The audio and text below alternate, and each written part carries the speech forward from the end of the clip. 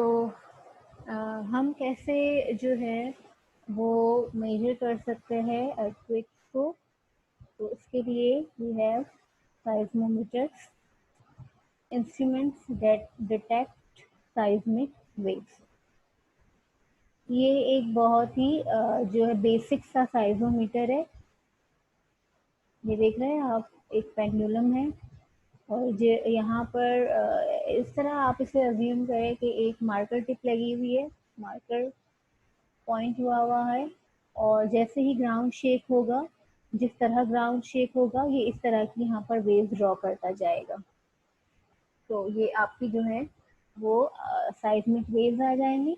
फिर seismic waves की जो है वो हाइट आएगी, जो भी पीक्स आएंगी, उन पीक्स को देखते हुए आप उसकी इंटेंसिटी का अंदाजा लगाएंगे। साइज्मोग्राफ क्या करते हैं? Record intensity, height and amplitude of seismic wave. ठीक है, वो उन जो वेव्स निकल के आ रही हैं, जैसे ये पी वेव्स है और एस वेव्स है, इस तरह का साइज्मोग्राम बन जाता है। ये जो बनता हुआ आपको नजर आ रहा है। तो इसमें आप साइज्मोग्राफ क्या करता है? इंटेंसिटी को और साइज्मिक वेव्स की हाइट को, एम्पलीट्यूड को जो है वो रिकॉर्ड करता है।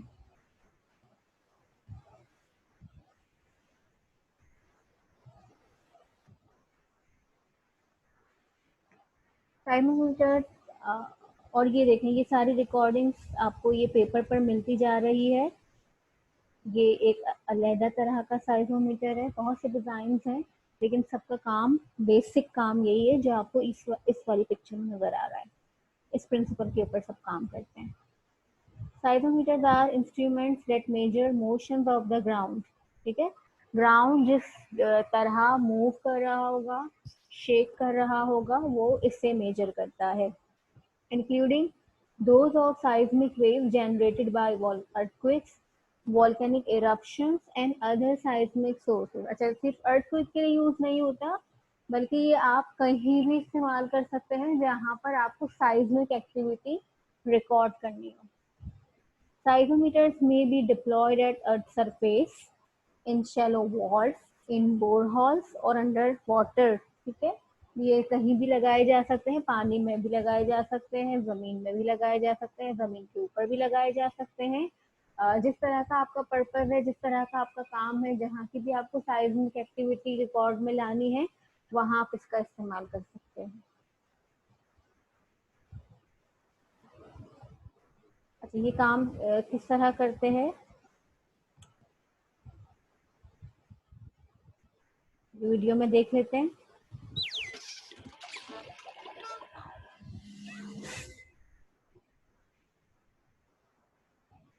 How a seismograph works. A seismograph is an instrument used to measure movement of earthquakes. The weight is suspended in a that allows it to remain still when the earth moves. Most modern instruments use electromagnetic mechanisms. A writing instrument is attached to the weight, allowing it to record the movement as it's happening. The word graph refers to the writing action.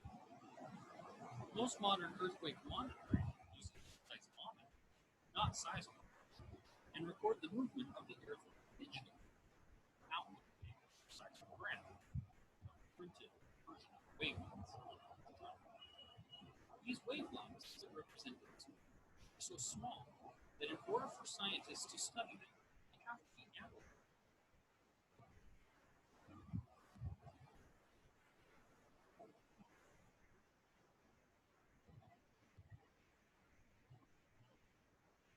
ठीक है, तो ये एक साइज्मोग्राफ की जो है वो working नजर आ रही थी।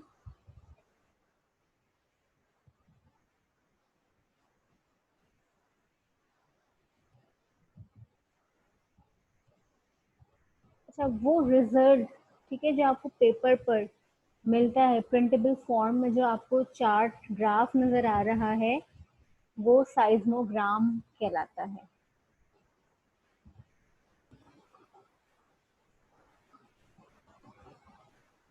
अर्थक्वेक की प्रिडिक्शंस जो हैं वो कैसे की जाती है वो देख लेते हैं।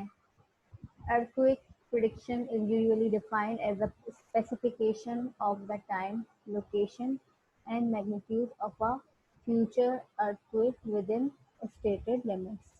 पहले से ही बहुत सारी जगहों पर वल्नरेबल एरियाज का आपको पता होता है कि यहाँ पर जो है वो अर्थक्वेक्स आते रहते हैं, हिस्ट्री है वहाँ की एक, तो वहाँ पर आप जो है वो प्रिकॉशंस का ख्याल रख रहे होते हैं। उसके अलावा आपने ये जो साइजोमीटर्स हैं वो लगाए हुए हैं, तो अर्थक्वेक आने से पहले ही जो है वो उस साइजोमीटर में जो है रीडिंग जो आ रही होती है वो कुछ वियर्ड रीडिंग्स आना शुरू हो जाती है, तो उससे भी आप अंदाज़ा प्रिडिक्ट कर सकते हैं कि यहाँ पर अर्थक्वेक के आने के चांसेस हैं। ठीक है, इसके अलावा अनयूजुअल एनिमल बिहेवियर, जो एनिमल्स होते हैं उन्हें ज़्यादा पता चल जाता है कि ज़मीन में कुछ गड़बड़ है, और ख़ास तौर पे वो वाले एनिमल्स जो अंडरग्राउंड रहते हैं, ज़मीन के अंदर रह रहे होते हैं, उन्हें ज़्यादा जल्दी पता लग जाता है कि ज़मीन के अंदर कुछ एक्टिविटीज़ जो है वो चेंज हुई हुई हैं। वाटर लेवल इन वेल्स है, वो जो पानी का लेवल है कुओं में, वेल्स में, वो कम ज़्यादा हो जाता है, जिससे पता चलता है कि ज़मीन के अंदर कोई हलचल मच रही है, मचने वाली है। Large scale of fluctuation of oil flow from oil mills, इसी तरह पानी की तरह ऑयल का भी यही है कि उसमें भी अगर कोई चेंजेस नोटिस में आ जाए तो फिर जो है आप अंदाज़ा या लगा सकते हैं या प्रिडिक्ट कर सकते हैं कि यहाँ पर अर्थक्वेक आने वाला है।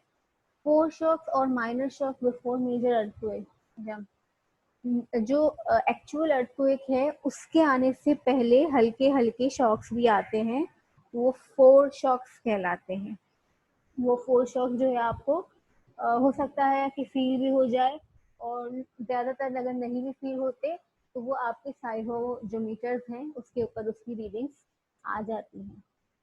टेम्परेचर चेंज जो है वो भी एक हो सकता है फैक्टर जिस पे आप प्रिडिक्ट कर सकें। अपलिफ्टिंग ऑफ अर्थ सरफेस, कहीं पर आपने देखा कि अचानक से कोई ग्राउंड जो है वो अपलिफ्ट हो गया है, तो फिर वहाँ पर भी आप कह सकते हैं कि शायद अर्थक्वेक आ जाए। And change in seismic wave velocity, ठीक है, ये वही है कि हर वक्त आपकी साइज्मिक एक्टिविटीज रिकॉर्ड में आ रही होती है, नॉर्मल चल रही होती है तो कोई मसला नहीं है, लेकिन फिर स्लाइड चेंज उसमें अगर आ जाए तो अर्थक्वेक की प्रिडिक्शन आप कर सकते हैं।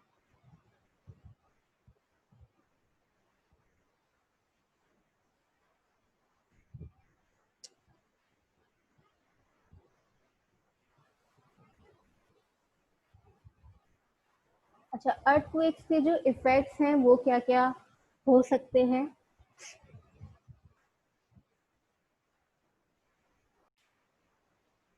तो इफेक्ट्स में आपके लॉस ऑफ लाइफ है और प्रॉपर्टी है। सबसे जो बड़ा आपका अर्थक्वेक का नुकसान है वो यही है कि आपकी जो है वो सरफेस अर्थ डैमेज होती है, प्रॉपर्टीज डैमेज होती है, लाइफ का नुकसान होता है, इंसानी जान का नुकसान होता है, या एनिमल्स की जो जान है उसका नुकसान हो जाता है।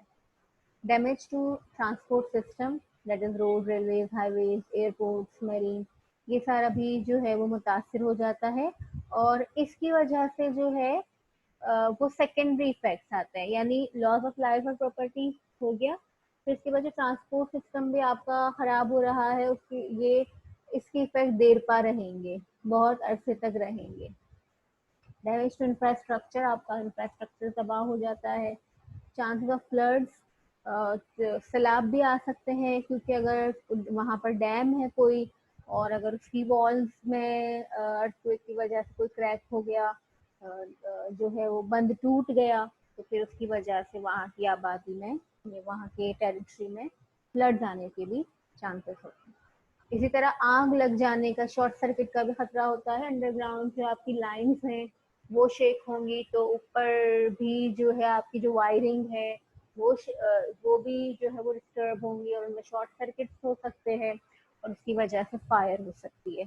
तो ये सेकेंडरी इम्पैक्ट है। एक तो पहला तो अर्थक्वेक से डायरेक्ट जो नुकसान हो रहा है वो, और उसके बाद अर्थक्वेक की होने की वजह से जो दूसरे नुकसान आ रहे हैं, जैसे फ्लड हो गया, फायर हो गया, फिर वो उसका नुकसान अलग झेलना पड़ता है।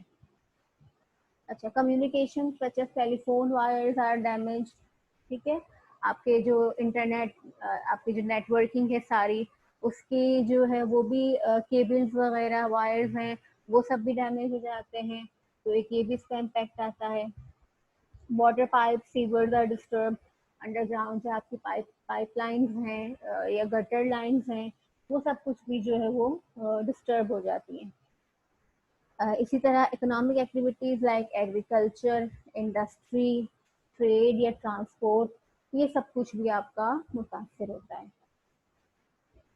अर्थक्वेक की वजह से लैंडस्लाइडिंग भी हो जाती है, जाहिर सी बात है, पूरा ग्राउंड शेक हो रहा है, तो वहाँ के पहाड़ों में भी मसला जो है वहाँ पर लैंडस्लाइडिंग हो सकती है। शेकिंग एंड ग्राउंड रप्चर, ठीक है, ये तो प्राइमरी इसका इम्पैक्ट आ रहा है कि आपका ग्राउंड रप्चर हो जाता है। फायर्स, सॉइल लिक्विफेक्शन, ये देखें पिक्चर, सॉइल लिक्विफेक्शन में क्या होता है कि जमीन धंस जाती है। जमीन कब धंसती है? जब जमीन, सॉइल जो होती है अर्थक्वेक की वजह से आपका जो ग्राउंड वाटर है, जेर जमीन पानी है, वो ऊपर की तरफ आ जाता है और सॉइल में मिक्स हो जाता है। सॉइल में मिक्स होकर क्या दलदल नुमा बन जाता है, और ये प्रोसेस कहलाता है सॉइल लिक्विफेक्शन। अब वो हार्ड ग्राउंड नहीं रहा, अब वो एक दलदली सा ग्राउंड बन गया। अब उस दलदली के ग्राउंड के ऊपर की जो भी फाउंडेशन होगी, जो भी इंफ्रास्ट्रक्चर होगा, वो भी कोलैप्स हो जाएगा। सुनामी भी आ सकते हैं, समंदरों में जो अर्थक्वेक्स आते हैं उसकी वजह से सुनामी कॉज होता है और फ्लड्स होता है। अच्छा, ये डिटेल है आपकी कि लैंडस्लाइड्स क्या होते हैं, फायर्स कैसे आती है, ये आप पढ़ लीजिएगा। फ्लड्स, ये सारी बातें हमने कर ली हैं, ये प्रॉपर वर्डिंग में है, ठीक है।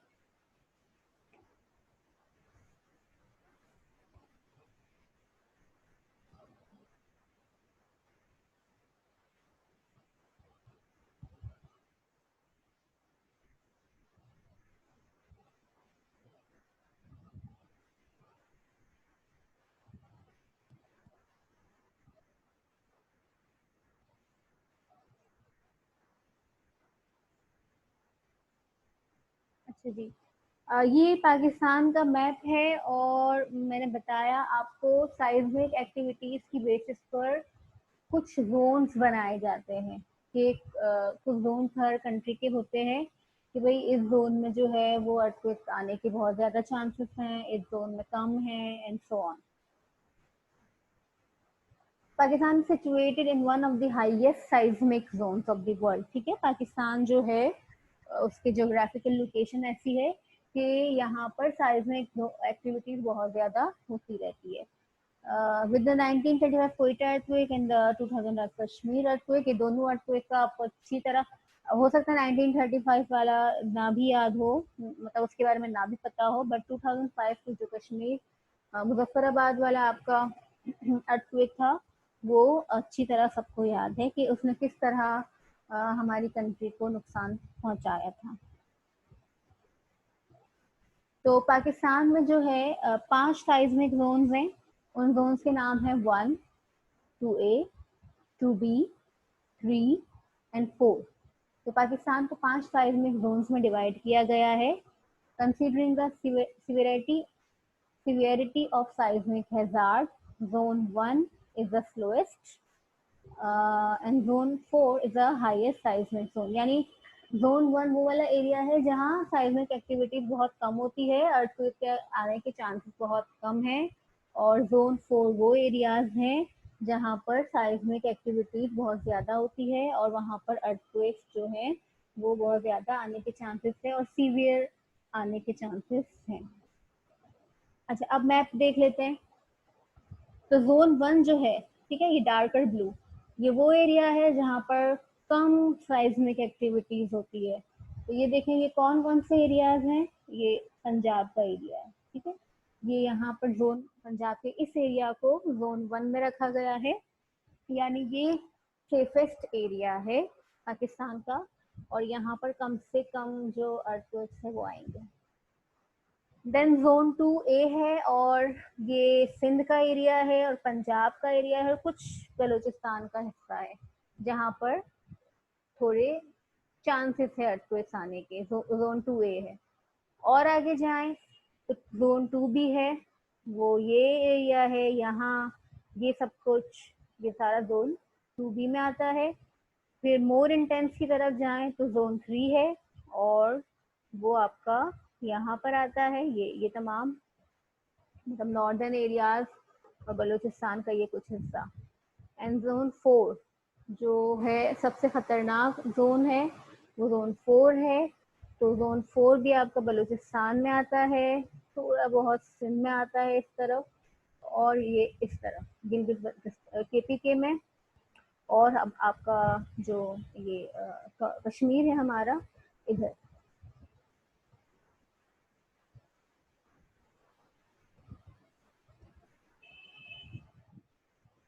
It is evident from the seismic zoning map that the northern parts of the Pakistan and as well as northwestern parts of Balochistan are situated in high seismic zone.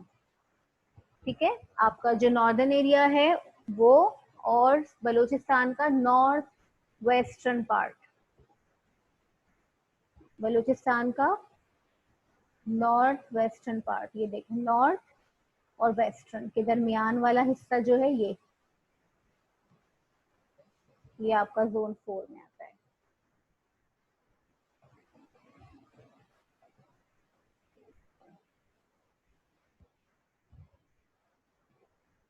इसी तरह Punjab and Sindh provinces are situated in low seismic zones. ये India के zones हैं। Indian है जो है वो अपने आप को 4 साइज्मिक जोन्स में डिवाइड किया हुआ है।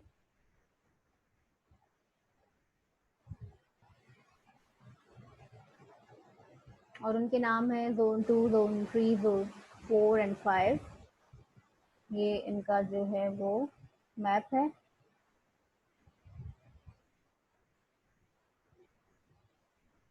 इसी तरह हर कंट्री ने अपने आप को साइज्मिक एक्टिविटीज के लिहाज से जोनिंग में डिवाइड किया हुआ है। अच्छा, अर्थक्वेक के ये कुछ सेफ्टी रूल्स हैं कि आप अर्थक्वेक से किस तरह अपने आप की हिफाजत कर सकते हैं। अगर आप घर में हो तो आपने क्या करना है, अगर आप किसी शॉप, स्कूल या ऑफिस में हो तो आपने जो है वो किस तरह से अपने आप को बचाना है अर्थक्वेक से, ये आप लोग देख लीजिएगा। अगर आप बाहर हैं तो कैसे करना है, अगर आप किसी व्हीकल में हैं तो आपने अपने आप को कैसे प्रोटेक्ट करना है। ठीक है, आफ्टर अर्थक्वेक आपको क्या क्या मेजर्स लेने की ज़रूरत है, आपने किस तरह जो है अर्थक्वेक हो जाने के बाद किस तरह का आपने किन रिस्पॉन्सिबिलिटीज़ का आपने मुजाहिरा करना है, वो यहाँ पर से आप देख लीजिएगा। जैसे मिसाल के तौर पे you have to be keep calm, आपको काम रहना है, switch on the transfer radio या टीवी, इस तरह से मदद लेनी है। बीचेस नहीं जाना, रिवर नहीं जाना, इसी तरह किसी डैमेज बिल्डिंग के करीब नहीं जाना, गैस इलेक्ट्रिसिटी को यूज़ नहीं करना, और सिगरेट या स्मोक या आग नहीं जलानी। हो सकता है अर्थक्वेक की वजह से कोई आपकी गैस पाइप वहाँ लीकेज हो और हो गई हो, टूट फूट गई हो, और फिर आप इस तरह का कुछ करें तो एक्सप्लोजन हो जाए।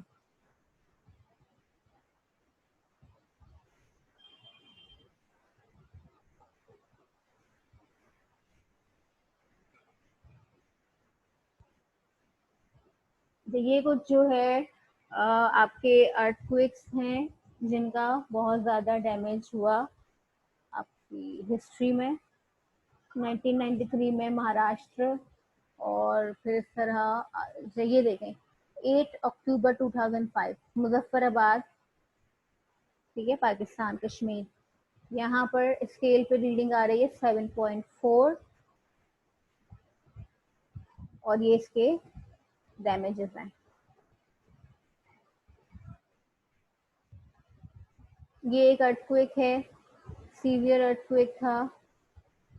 कितनी तबाही है, ये तबाही उस एपिसेंटर में से निकली हुई लव वेव्स और रेले वेव्स की वजह से आई है।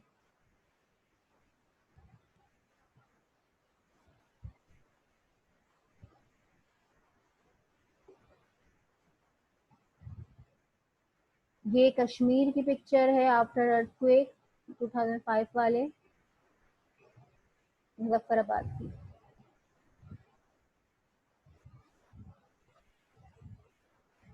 अच्छा, केस स्टडी देख लें, जो कश्मीर का अर्थक्वेक हमारा आया था 2005 में, उसकी केस स्टडी क्या है। उसे अर्थक्वेक आने के बाद, और ख़ास तौर पे जो मेजर अर्थक्वेक्स होते हैं उनके आने के बाद एक टीम तश्कील पाती है जो कि इन्वेस्टिगेशन करती है कि इस अर्थक्वेक का जो रीज़न है वो क्या था, इसकी वजह से प्राइमरी इफेक्ट्स क्या आए हैं, यानी जो अमवात हुई है वो क्या क्या है, डिजास्टर कितना आया है, और उसी की वजह से सेकेंडरी इम्पैक्ट्स भी देखते हैं कि अब आने वाले साल में इस अर्थक्वेक का इस जगह पर जहाँ अर्थक्वेक आया है उसका आने वाले सालों में कैसा इम्पैक्ट आएगा, क्या असर हो रहा होगा।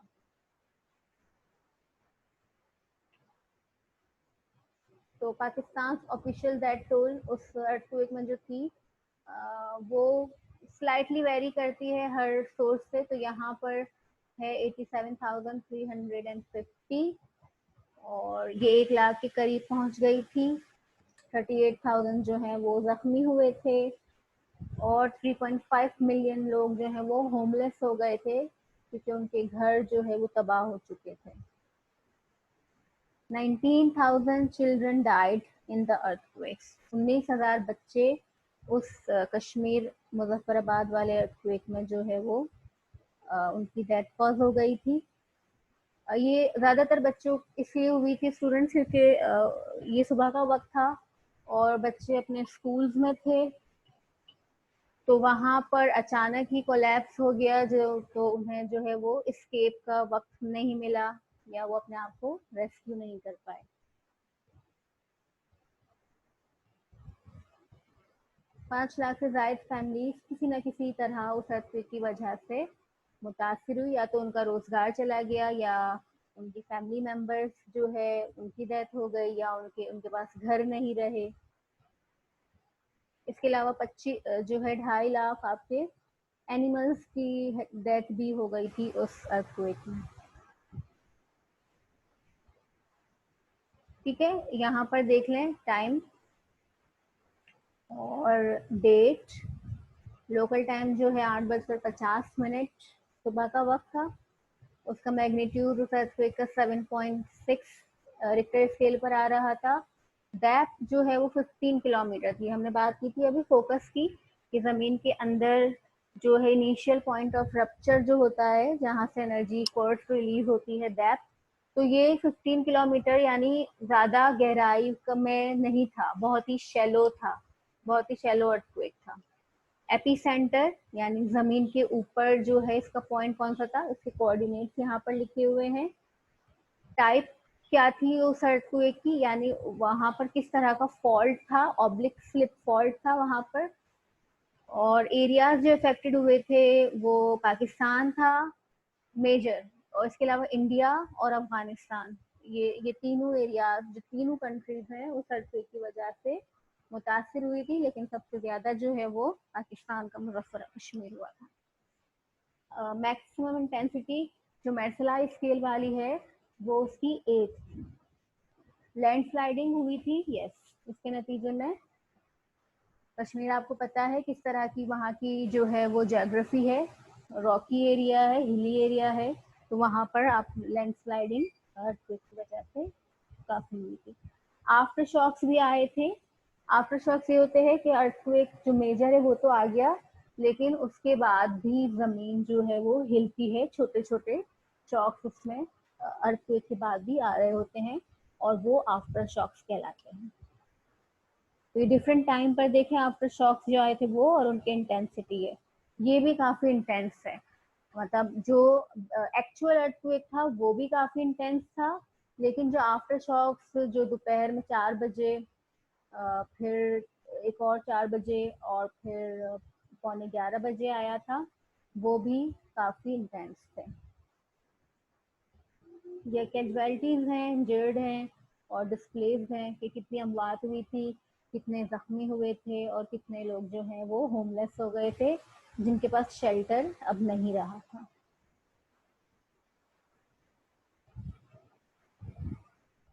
अच्छा, अगर इन टर्म्स ऑफ मनी देखा है, करेंसी देखें, तो जो एस्टिमेटेड आपका डैमेज आया था वो 3.5 बिलियन डॉलर्स का आपका नुकसान हुआ था उस अर्थक्वेक की वजह से।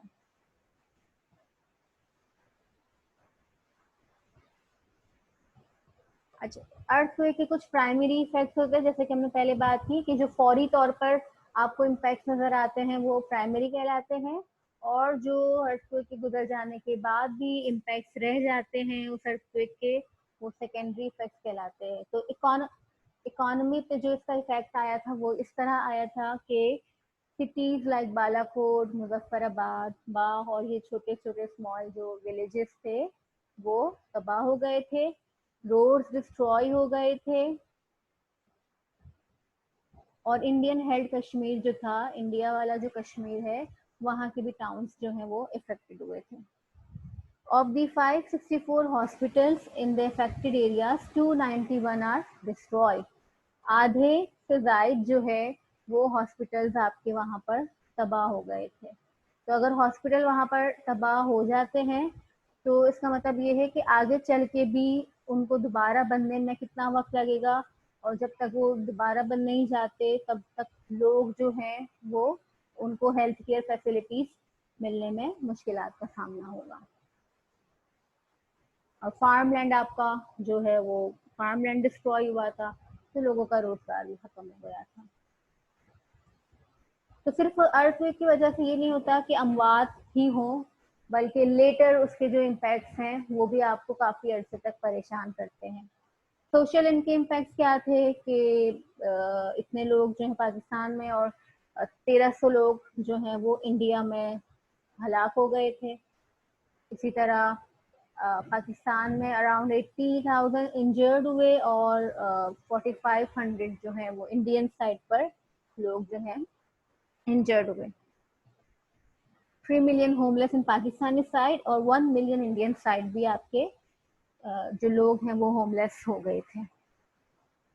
5 लाख के करीब आपके घर तबाह हो गए, और बहुत से लोगों को मेडिकल फैसिलिटीज जो चाहिए थी वो नहीं मिल सकी। अच्छा, सोशली जो सेकेंडरी इफेक्ट्स आए वो क्या हुआ कि वही, हाँ, यही बात आ गई कि मेडिकल ट्रीटमेंट लोगों को नहीं मिल रहा, तो फिर आगे जाके छोटी छोटी बीमारियां हैं उनसे उनका ट्रीटमेंट नहीं हो पा रहा, और बड़ी बीमारियां हैं तो उन्हें हॉस्पिटल्स नहीं मिल रहे, तो बाद में भी लोगों की अमवात होती रही ड्यू टू न्यूमोनिया या डायरिया एक्सेट्रा। हाँ, लोगों ने अगली पूरी सर्दियाँ जो है विदाउट शेल्टर गुजारी, उनके पास घर नहीं थे, खुले आसमान तले वो रहने पर मजबूर थे। स्कूल चूंकि तबाह हो चुके थे, तो वहाँ का एजुकेशन सिस्टम भी काफी अरसे तक मुतासर रहा। इन्वायरमेंटल इम्पैक्ट इसके क्या आए थे कि यहाँ पर लैंडस्लाइडिंग हुई थी, आपके फार्म्स तबाह हो गए थे, माउंटेन का स्ट्रक्चर खराब हो गया था, ये सारे आपके इन्वायरमेंटल इम्पैक्ट आए थे। अच्छा, ये इंडियन एक अर्थक्वेक है, इसकी एक स्टडी है, देख लीजिएगा।